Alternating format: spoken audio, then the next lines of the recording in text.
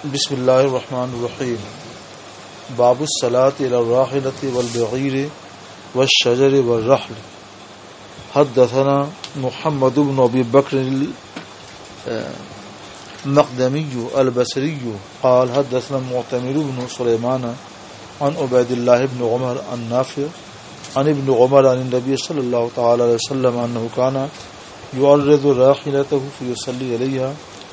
قلت أفرأيت إذا هبت الركاب قال كان يأخذ الرحل فيعدله فيصلي إلى آخرته أو قال مؤخره وكان ابن عمر يفعله. الراحلہ اس کی جمع الرکاب آتی ہے من غیر لفظ. راحلہ کی جمع اس لفظ سے نہیں ہے بلکہ من غیر لفظ اس کی جمع رکاب آتی ہے. راحلہ کسے کہتے ہیں؟ اونٹ کو بھی کہتے ہیں اور اونٹنی کو بھی کہتے ہیں. دونوں کے لیے لفظ بولا جاتا ہے. اور اس کے بعد البعیر یہ صرف اونٹ کے لیے کہا جاتا ہے. اس کے بعد الشجر جس کی جمع اشجار درخت کے معنی ہے. اس کے بعد الرحل رحل کے معنی کجاوا یعنی ایک خاص قسم کی گدی جو اونٹ کی پیٹھ پر بچھا کر اس پر لوگ بیٹھتے تھے. اور یہ دو گدیاں ہوتی تھیں ایک ساتھ اور بیچ میں ایک خاص قسم کی لکڑی حائل رہتی تھی. تو آگے گدی میں سوار اور پیچھے کی گدی میں پیچھے بیٹھنے والا بیٹھتا تھا. اس لکڑی کو آخرہ کہتے تھے، مخرہ کہتے تھے. یہ تو لفظ. اس کے بعد حدیث باب میں بھی یہ لفظ آ رہا ہے، راحلہ کا بھی لفظ آ رہا ہے. الرض یورج و تاریز اس کے معنی آتے ہیں عرض میں کر دینا، چوڑائی میں کر دینا.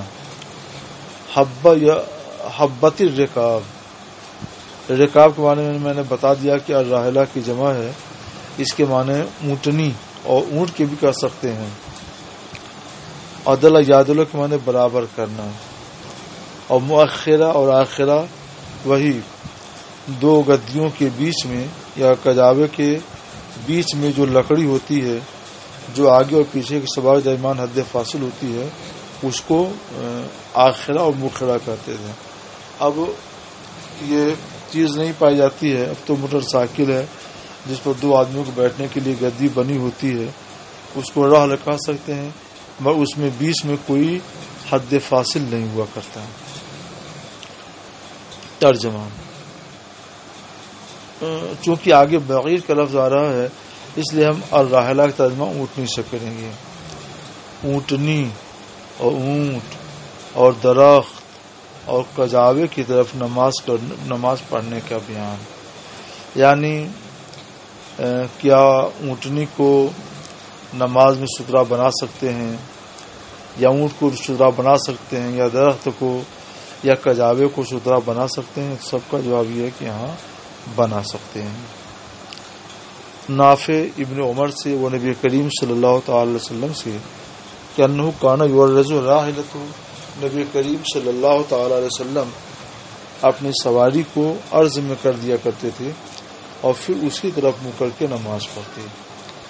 راحلہ کہتے ہیں اونٹنی کو.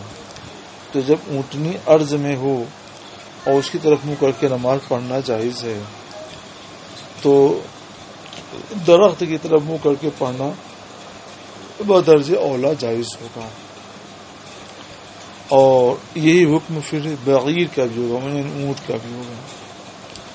میں نے پوچھا کہ افرأیت آپ کیا فرماتے ہیں اذا حبت الرکاب جب اونٹنی اچھلنے لگے.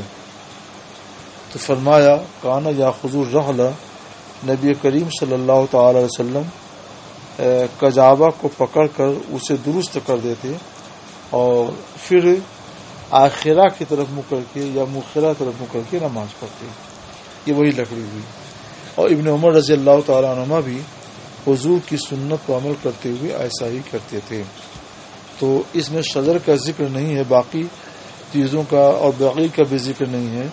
مگر راحلہ جب کہہ دیا گیا تو بعیر کا بھی ذکر آ گیا، کجاوا بھی ہو گیا. اور جب کجاوا اونٹنی کو ستھرا بنانا جائز ہے حالانکہ ان میں ادھر ادھر ہلنے کی حرکت کرنے کی صلاحیت ہوتی ہے، تو درخت جو جگہ کھڑا ہے اس کو ستھرا بنانا بدرجہ اولا جائز و درست ہوگا۔ باب الصلاۃ علی السریر، تخت کی طرف منہ کر کے نماز پڑھنا۔ یہ حدیث آپ نے پڑھ لی ہے، مگر وہی حدیث تھوڑے سے فرق کے ساتھ اب آ رہی ہے، اس کو سمجھیے۔ اسود روایت کرتے ہیں عائشہ صدیقہ سے، وہ فرماتی ہیں اعدلتمونا بالکلب والحمار، تم لوگوں نے تو ہم کو کتے اور حمار کے مساوی کر دیا۔ اصل میں کچھ صحابہ نے یہ کہا کہ نمازی کے آگے سے کتا گزر جائے تو نماز قطع ہو جاتی ہے، گدھا گزر جائے تو نماز قطع ہو جاتی ہے، عورت گزر جائے تو نماز قطع ہو جاتی ہے، یعنی نماز گویا فاسد ہو جاتی ہے۔ قطع ہونے مطلب نماز کٹ جاتی ہے۔ اس پر حضرت عائشہ صدیقہ رضی اللہ تعالی عنہ کو افسوس ہوا۔ وہ فرماتی ہیں کہ اعدلتمونا، عادل یدل اعدال، بابی فعال سے، تم لوگوں نے تو ہمیں کتے اور گدھے کے مساوی کر دیا، برابر کر دیا، یعنی کتے کے جیسا اور گدھے کے جیسا کر دیا۔ جیسے کتے اور گدھے سے نماز کو قطع مانتے ہو، ویسی عورتوں سے بھی نماز قطع مانتے ہو۔ پھر اس کے جواب میں فرماتی ہیں لقد رأیتمونی مضطجعۃ علی السریر، میں نے اپنے کو دیکھا کہ میں تخت پر لیٹی ہوئی ہوں۔ یہ رات کا واقعہ ہے۔ پھر نبی کریم صلی اللہ تعالی علیہ وسلم تشریف لائے، فیتوسط السریر، تو آپ نے تخت کو وسط میں کر لیا، یعنی تخت کے وسط میں کھڑے ہو گئے، بیچ میں۔ پورا پچھم تخت بچھا ہوا تھا اور قبلہ دکن طرف تھا، تو اب سرکار علیہ الصلوۃ والسلام بیچ تخت کے سامنے کھڑے ہو گئے اور نماز پڑھنے لگے۔ تو انہیں کچھ حاجت محسوس ہوئی اس انجے کی، تو اب وہاں سے نکلنا تھا، تو ایک صورت یہ تھی کہ اٹھ کے بیٹھے، پھر نکلے، اٹھ کے بیٹھیں گی تو ان کے چہرے یا جبین کا ایک حصہ سرکار علیہ الصلوۃ والسلام کے سامنے ہوگا، تو ممکن ہے سرکار کے خشوع میں فرق پڑے اور اسے سرکار کو ایذا پہنچے۔ تو سرکار کے ادب و احترام کا، تعظیم و توقیر کا اس درجہ وہ لحاظ کرتی تھیں۔ فرماتی ہیں فاکرہ، تو مجھے ناگوار ہوا کہ ان اسنحہ، کہ میں حضور کے سامنے ظاہر ہو جاؤں، یعنی حضور کے سامنے بیٹھوں پھر جاؤں، میں حضور کے سامنے ظاہر ہو جاؤں۔ فَانْصَلُّ من قبل رجلئی السریر، ان صلو کے معنی آتے ہیں خاموشی کے ساتھ نکل جانا، سرک جانا۔ تو میں خاموشی کے ساتھ تخت کے دونوں پیروں کی طرف سے کھسک گئی، یعنی پاؤں کی طرف یہ کھسکتی رہیں، اور کھسکتے کھسکتے وہ آگے نکل گئیں، اٹھ کے نکل گئیں۔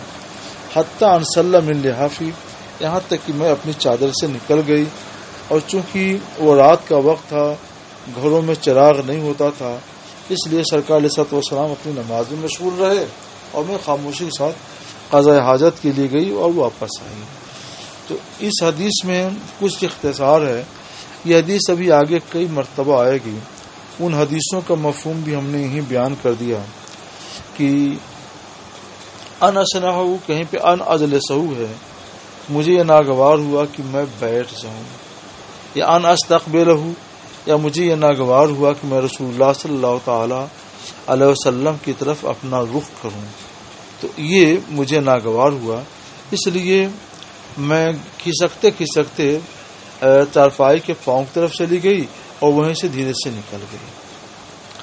یہاں پہ اسنحہ کا لفظ سنا، اسنحہ کے معنی ظاہر ہونے کہتے ہیں۔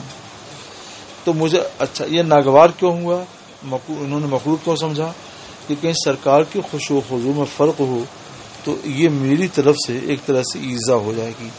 آگے آنے والے حدیث کے الفاظ یہ ہیں فاکرہ ان اجلس فاوذی النبی صلی اللہ تعالی علیہ وسلم، مجھے ناگوار ہوا کہ میں بیٹھوں تو تو نبی کریم صلی اللہ تعالی وسلم کو ایذا ہو۔ سرکار کے سامنے بیٹھنے کو انہوں نے ناگوار سمجھا اور بارگاہ نبوی میں اسے حضرت عائشہ صدیقہ رضی اللہ تعالی عنہ نے باعث ایذا قرار دیا۔ یہ ادب تھا بارگاہ نبوی میں حضرت عائشہ صدیقہ رضی اللہ تعالی عنہ کا، تو اس لیے انہوں نے ایسا کر لیا۔ اب اس سے ایک بات تو یہ معلوم ہوئی کہ تخت بچھا ہو تو تخت کو سترا مان کر ادھر منہ کر کے نماز پڑھنا جائز ہے، جیسا کہ سرکار علیہ الصلوۃ والسلام نے یہاں پر کیا۔ دوسری بات یہ معلوم ہوئی کہ آگے بیوی لیٹی ہو تو ادھر منہ کر کے نماز پڑھ سکتے ہیں، البتہ چہرہ چہرے کے سامنے نہیں ہونا چاہیے۔ عام طور پر علماء نے اس سے منع کیا ہے کہ شوہر کا چہرہ حالت نماز میں بیوی کی طرف ہو یا کسی بھی مرد کی طرف ہو، یہ نہیں چاہیے۔ یوں دلیل کے لحاظ سے اس میں کوئی حرج تو نہیں محسوس ہوتا، لیکن علماء نے منع کیا ہے کیونکہ اس سے نماز کا خشوع و خضوع بڑھ جاتا ہے۔ سرکار علیہ الصلوۃ والسلام نے ایسا کیوں کیا؟ تو ایک تو سرکار علیہ الصلوۃ والسلام توجہ اللہ کی وجہ سے حضرت عائشہ کی طرف متوجہ ہی نہیں تھے، اور دوسرے آپ کی توجہ ادھر ہو بھی نہیں سکتی تھی۔ ہم اور آپ اپنے کو سرکار پر قیاس نہیں کر سکتے، ہماری توجہ اور طرف بڑھ جائے گی، اور سرکار علیہ الصلوۃ والسلام کی توجہ نماز میں نہیں بڑھتی تھی، اس لیے سرکار پر ہم اپنے آپ کو قیاس نہیں کر سکتے۔ رہ گیا یہ مسئلہ کہ صحابہ کرام نے یہ کہا کہ آگے جو یہ حدیثیں کئی جگہ آ رہی ہیں، تو چلیے اب یہ بحث بھی ہم وہی کرتے ہیں، آگے ہی کرتے ہیں انشاءاللہ تعالی۔ باب لیرد المصلی من مر بین یدیہ، مصلی اپنے سامنے سے گزرنے والے کو روک دے۔ کیا مطلب ہوا کہ اگر آگے سترا رکھا ہے مصلی نے اور دیکھتا ہے کوئی سیدھے چلا آ رہا ہے تو سبحان اللہ پڑھ دے تاکہ وہ آگاہ ہو جائے، یہ ہاتھ سے اشارہ کر دے تاکہ وہ آگاہ ہو جائے اور اپنا رخ بدل دے، اور اگر نہ مانے یہاں تک کہ آ جائے تو اس کے سینے پر ہاتھ رکھ کر ہلکے سے دھکا دے دے تاکہ وہ نماز میں خلل انداز نہ ہو، اور اگر اس پر بھی نہ مانے وہ زبردستی کرے تو اس وقت زور سے بھی دھکا دے سکتے ہیں تاکہ اللہ کی بارگاہ میں اللہ کے لیے جو عبادت ہو رہی ہے اس عبادت میں وہ خلل انداز نہ ہو۔ باب مصلی نمازی اپنے آگے سے گزرنے والے کو پھیر دے۔ پھیرنے کا طریقہ کیا ہے کہ دور ہو تو سبحان اللہ پڑھ دے، کچھ اور قریب آئے تو ہاتھ سے اشارہ کر دے، اور بالکل قریب آ جائے تو اپنے ہاتھ سے سینے پر اس کے تھوڑا سا ہلکا سا دھکا دے دے نرمی سے، اور بالکل آگے ہی آنا چاہے اور مانے ہی نہیں تو زور سے بھی دھکا دے کر اس کو روک سکتا ہے۔ ابن عمر رضی اللہ تعالی نے تشہد میں اور کعبہ شریف میں آگے سے گزرنے والے کو روکا اور فرمایا ان اب الا ان یقاتلہ قاتلہ، اگر وہ نہ مانے مریے کہ اس کو دھکا دیا جائے تو دھکا دے کر کے اس کو روک دے تاکہ عبادت میں وہ حرج نہ پیدا کرے۔ یہ ہیں ابو صالح سمان، کہتے ہیں میں نے ابو سعید خدری کو دیکھا جمعہ کے دن یصلی الی شیء یسترہ من الناس۔ ابو سعید خدری رضی اللہ تعالیٰ عنہ کو میں نے جمعہ کے دن دیکھا کہ آپ ایسی چیز کی طرف نماز پڑھ رہے ہیں جو انہیں لوگوں سے سترا کیے ہوئے ہیں، یعنی سترا کر کے وہ نماز پڑھ رہے تھے۔ ایک قبیلے بنو ابو معید کے ایک نوجوان نے سامنے سے گزرنا چاہا تو ابو سعید خدری رضی اللہ تعالیٰ نے اس کے سینے پر دھکا دیا، یعنی ہلکے سے۔ فنظر الشاب، اس نوجوان نے دیکھا، فلم یجد مساغن، اور اسے گزرنے کی راہ نہیں ملی سوائے آگے سے گزرنے کے، فعادہ، تو پھر وہ فعادہ لیستاجہ، دوبارہ وہ گزرنا چاہا۔ تو اب کی مرتبہ ابو سعید نے پہلی بار سے ذرا زور سے دھکا دے دیا. تو فنالا من ابی سعید. تو یہاں پہ نالا یا نالوں کے معنی آتے ہیں کچھ سخت سست کہنا. تو ابو سعید کو انہوں نے سخت سست کہا دیا. پھر جو وہاں کے حاکم تھے مروان بن حکم، ان کے پاس وہ جوان آئے، شکایت کی کہ ابو سعید خدری سے مجھ کو یہ تکلیف ملی ہے. اور اتنے میں ابو سعید بھی پیچھے پیچھے مروان کے چل کر مروان کے پاس پہنچ گئے جو وہاں کے حاکم تھے. تو پوچھا، مروان نے پوچھا کہ اے ابو سعید، آپ کا اور آپ کے بھتیجے کیا معاملہ ہے؟ تو انہوں نے وہی حدیث پڑھ کے سنا دی جو ابھی آپ نے سنی.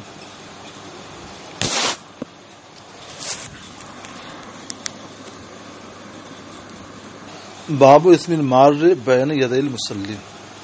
نمازی کے آگے سے گزرنے والے کا گناہ.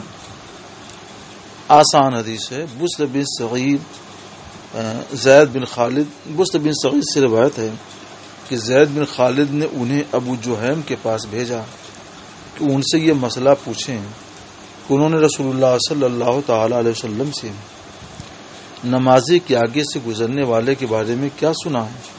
تو ابو جوہیم کہتے ہیں کہ رسول اللہ صلی اللہ تعالی علیہ وسلم نے فرمایا، لو یعلم المار بین ید المصلی، اگر نمازی کے آگے سے گزرنے والا جانتا کہ اس پر کیا ہے، اعلیٰ آتا ہے ضرر کے لیے، اس پر کتنا گناہ ہے نمازی کے آگے گزرنے میں، تو 40 تک کھڑا رہنا اس کے لیے یا 40 تک ٹھہرے رہنا اس کے لیے نمازی کے آگے سے گزرنے سے بہتر ہوتا ہے. یہ 40 سے کیا مطلب ہے؟ 40 دن، 40 مہینہ، 40 سال. راوی حدیث ابو النضر کہتے ہیں میں نہیں بتا سکتا، میں نہیں جانتا کہ 40 یومن کہا یا 40 شہرن کہا یا 40 سنتن کہا. 40 دن یا 40 مہینہ یا 40 سال. اگر 40 دن بھی ہو، 40 دن ٹھہرے رہنا یہ بہتر ہوگا نمازی کے آگے گزرنے کے گناہ سے. تو 40 دن بھی تو بہت ہے. 40 منٹ کوئی نہیں ٹھہر سکتا ہے، 4 منٹ کوئی نہیں ٹھہرتا ہے. تو 40 دن اور 40 مہینہ اور 40 سال تو بہت زیادہ ہوتا ہے. مگر گناہ کی شدت کو بتانے کے لیے سرکار علیہ الصلوۃ والسلام نے یہ مثال دی تاکہ لوگ اس سے سمجھیں اور باز رہیں. باب استقبال الرجل الرجل، مرد کا مرد کی طرف منہ کرنا. وہ یصلی سال میں کو نماز پڑھ رہا ہے. سریش ترجمہ یہ ہوا مرد کا مرد کی طرف منہ کر کے نماز پڑھنا، یعنی ایک آدمی مرد قبلہ کی طرف منہ کر کے قبلہ کی طرف ہے اور نمازی کی طرف یعنی پورب طرف منہ کر کے بیٹھا ہوا ہے اور نمازی اسی طرح منہ کر کے نماز پڑھے، تو اس کا کیا حکم ہے؟ اور حضرت عثمان بن عفان رضی اللہ تعالیٰ نے اسے مکروہ قرار دیا کہ کوئی مرد حالت نماز میں کسی کی طرف رخ کرے. مگر امام بخاری فرماتے ہیں کہ حکم اس وقت ہے اذا اشتغل به، جب اس کے ساتھ مشغول ہو، یعنی اس کو دیکھنے لگے کہ جو آدمی اس کے آگے اس کو دیکھنے لگے تو یہ مکروہ ہے. لیکن جب اس کے ساتھ مشغول نہ ہو بلکہ نماز میں مشغول رہے، اسی طرف کوئی توجہ نہ ہو، تو زید بن ثابت فرماتے ہیں یہ صحابی رسول ہیں کہ ماں بارے تو مجھے اس میں کوئی حرج نہیں معلوم ہوتا کہ کوئی آدمی ماں بارے تو ان الرجل لا یقطع صلاۃ الرجل، تو میں اس میں کوئی حرج نہیں سمجھتا کہ آدمی قطع نہ کرے کسی مرد کی نماز کو، کہ جب اس میں مشغول نہیں ہے.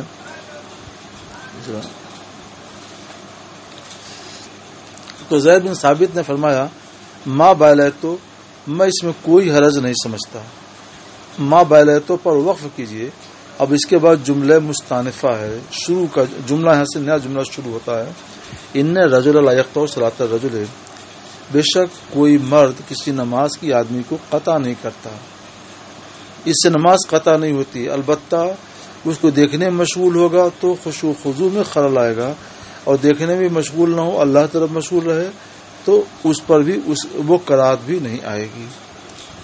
حضرت عائشہ صدیقہ رضی اللہ تعالی عنہ سے روایت ہے کہ ان کے پاس ذکر کیا گیا کہ کیا چیز نماز کو قطع کرتی ہے. فقالو، تو صحابہ نے کہا یقطعها، نماز کو 3 چیزیں قطع کر دیتی ہیں، ایک کتا، دوسرے گدھا اور تیسرے عورت. یہی چیز میں نے ابھی بیان کی تھی. تو حضرت عائشہ صدیقہ نے فرمایا لقد جعلتمونا کلابا، تم لوگوں نے تم کو کتا بنا دیا، یعنی کتوں کے جیسا. یہ وہ کلام بطور تشبیہ ہے. اور اس کے رد میں فرماتی ہیں کہ میں نے تو نبی کریم صلی اللہ علیہ وسلم کو دیکھا کہ آپ نماز پڑھ رہے ہیں اور آپ کے درمیان اور قبلے کے درمیان میں تخت پر لیٹی ہوئی تھی. پھر مجھے حاجت پیش آتی اور مجھے ناگوار ہوتا کہ میں حضور طرف منہ کروں. وہاں اسنہ ہے، یہاں اکرہ ان استقبلہ ہے، تو میں دھیرے سے وہاں سے نکل جاتی. تو دیکھو یہاں پر استقبلہ کا لفظ ہے، وہاں اسنہ کا لفظ ہے، آگے جو ہے اجلسہ کا لفظ ہے. بات ایک ہی چیز ہے. حضرت عائشہ صدیقہ نے جو پہلے حدیث گزر چکی وہ جو یہاں پہ آ رہی ہے اور جو ابھی آ رہی ہے، وہ تینوں حدیثوں کا مضمون ایک ہے. الفاظ کچھ بدلے ہوئے ہیں.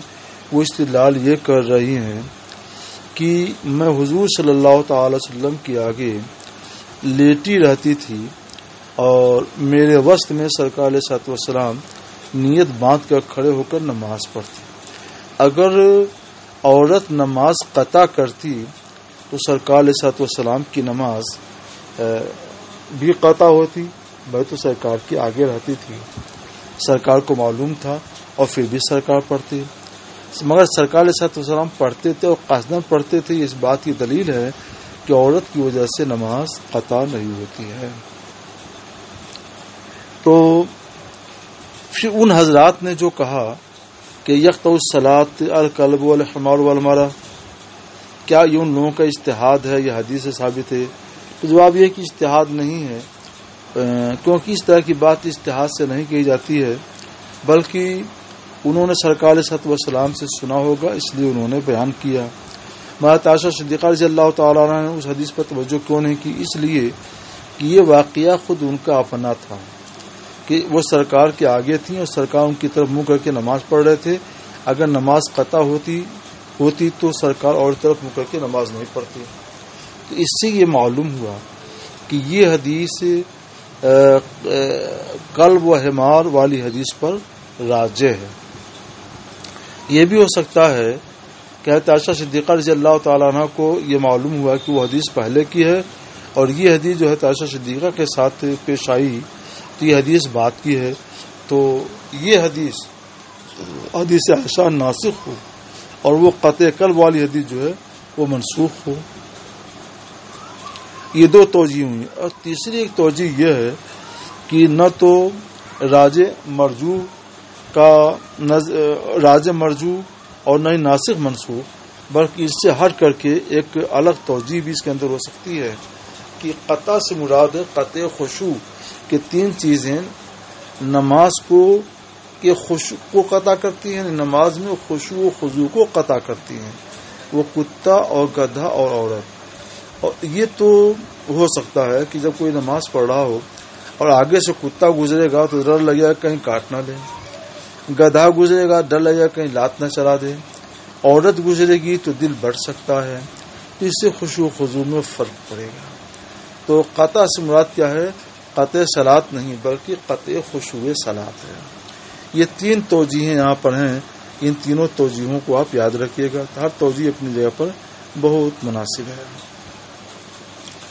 باب الصلاۃ. اب اس مضمون کی حدیث جہاں کہیں بھی آئے گی ہم اس کا حوالہ دیتے ہوئے آگے بڑھ جائیں گے. نائم کے پیچھے، سونے والے کے پیچھے نماز کا بیان، یعنی کوئی سو رہا ہے اور اس کے پیچھے نماز پڑھی جائے. یہ وہی حدیث ہے جو ابھی آپ نے پڑھی کہ میں سوئی رہتی اور سرکار علیہ الصلوۃ والسلام میری طرف منہ کر کے نماز پڑھتی. اس کے بعد وہی حدیث ہے، پھر وہی حدیث ہے مان لیقطع صلاۃ الشؤن، نماز کو کوئی بھی چیز قطع نہیں کرتی، نہ کتا نہ گدھا نہ عورت. اور پھر وہی حدیث حضرت عائشہ صدیقہ نے ذکر کی ہے. الفاظ کچھ بدلے ہوئے ہیں، ان کو آپ ملا لیجئے گا. اور توجیہ یہاں بھی وہی تینوں توجیہات یہاں بھی ہوں گی جو ابھی میں نے بیان کر دی ہیں. یہاں جو ہے شبہتمونا کا لفظ ہے، وہاں تو ایج غلط فرمایا گیا عادلتمونا بالکلب والحمار، اور ایک جگہ حضرت عائشہ صدیقہ نے کیا فرمایا، لقد جعلتمونا کلابا، وہاں تشبیہ نہیں، میں نے بتایا کہ وہ کلام بطور تشبیہ ہے۔ تیسری حدیث میں حضرت عائشہ نے کیا فرمایا ہے، لقد فقال شبہتمونا بالحمر والکلاب، تم لوگوں نے ہم کو گدھوں اور کتوں کے سے مشابہ قرار دے دیا۔ تو یہ کلام بطور تشبیہ ہے، اور اس حدیث پاک سے یہ بات واضح ہو جاتی ہے۔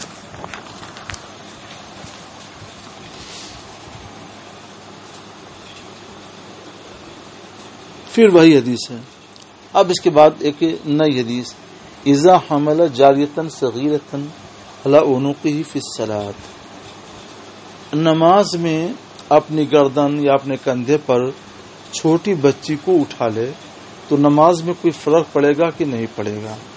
ترجمہ کیجیے، بہت آسان ہے، ہم تھوڑی توجیہ کریں گے۔ ابو قتادہ انصاری کہتے ہیں کہ رسول اللہ صلی اللہ تعالی وسلم نماز پڑھتے تھے اس حال میں کہ آپ زینب بنت رسول اللہ صلی اللہ علیہ وسلم کو اور زینب بنت ابو العاص ماں کا نام تھا، اور ماما کی ماں کا نام زینب بنت رسول اللہ، اور ان کے والد کا نام ابو العاص بن ربیہ بن عبد الشمس، تو دونوں کی بیٹی ہوئی۔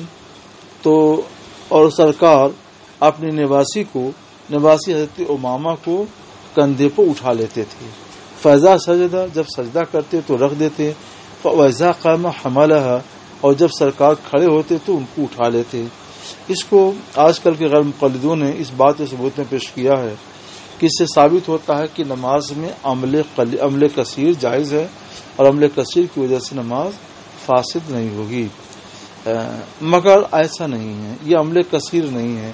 یہ بات وہ کہیں گے جو بچوں کی نفسیات سے آگاہ نہیں ہیں۔ ایک سفر میں 2006 میں ٹرین میں مئو میں میں بیٹھا، تو اتفاق سے جس کیبن میں ہم تھے تو اس میں اور ایک شیخ الحدیث صاحب تھے ان کے، تو ان سے ہماری ملاقات ہو گئی، تو بہت سے میں گفتگو ہوئی، ایک مسئلہ انہوں نے یہ چھیڑا اور اسی حدیث کو پیش کیا۔ تو میں نے یہی کہا کہ بچوں کی نفسیات سے آگاہ ہونا چاہیے، یہ ایسا نہیں سرکار نے اٹھایا ان کو تو پورے قیام کی حالت میں ان کو پکڑے رہے کہ عمل کثیر قرار دیا، ایسا نہیں ہے۔ سرکار نے اٹھا کے کندھے پر رکھ لیا، یہ اتنا تو عمل قلیل ہے۔ اب اس کے بعد بچوں کی نفسیات یہ ہے کہ وہ خود اپنے کو بچانے کے لیے جس کے کندھے پر ہوتے ہیں ان کے سر وغیرہ کو مضبوطی سے پکڑے رہتے ہیں، نمازی کو پکڑنے کی ضرورت نہیں ہوتی ہے۔ میرے بچے، میری بچیاں خود بھی جب چھوٹے تھے اور میں گھر میں سنتیں پڑھتا تو جب سجدے میں جاؤں تو پیٹھ پہ سوار ہو جاتے تھے، تو سوار ہو کر کے خود ہی پکڑ لیتے تھے اور پھر میں کھڑا ہو جاتا تھا۔ یہ عمل کثیر ہوا؟ ہرگز نہیں۔ یہ بچوں کا اپنا فعل، بچوں کا اپنا عمل ہے کہ وہ پکڑے رہتے ہیں، تو یہ عمل کثیر ان کا ہے، مگر وہ نماز میں نہیں ہے، اور جو نماز میں ہے ان کی طرف سے عمل کثیر نہیں ہے۔ تو اس لیے یہ عمل قلیل ہے، اور عمل قلیل سے نماز فاسد نہیں ہوتی۔